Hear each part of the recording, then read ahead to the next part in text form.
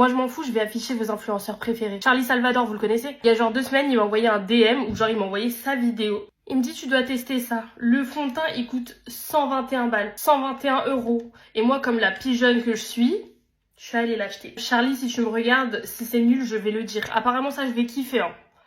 On verra bien. J'ai jamais mis de produit Victoria Beckham, jamais testé. Super chiant le packaging, je viens de mettre de la crème, du coup il y en a partout. Ma teinte c'est la teinte 11 Medium Dark.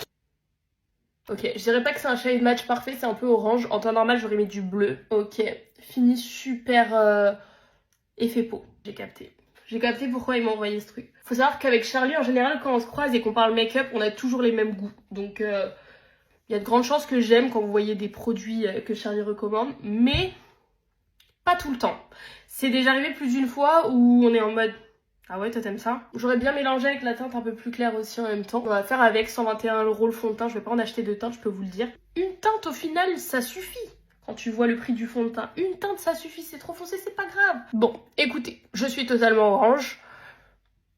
Ouais, très très orange. Je vais réajuster avec de l'anti-cerne et tout, et puis après je vais vous dire ce que j'en pense. Le fini sur la peau est super joli.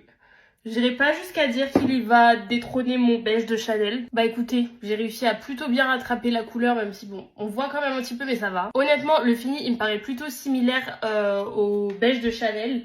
Je dirais que je préfère quand même le beige de Chanel et surtout le beige de Chanel il est à genre 70 balles, celui-ci il est à 121. Mais pour que je le compare à mon meilleur fond de teint sur terre, franchement c'est un très très très bon fond de teint. Je dirais que c'est une couvrance légère, modulable dans le sens où tu peux lui apporter un peu de couvrance mais tu vas pas couvrir des taches d'acné ou d'hyperpigmentation avec non plus. Enfin tu peux seulement si tu le fais d'abord avec un anti-cerne en peau. Est-ce que c'est validé? Oui. Est-ce que Charlie, ma banquière, t'en veut? Oui aussi d'ailleurs.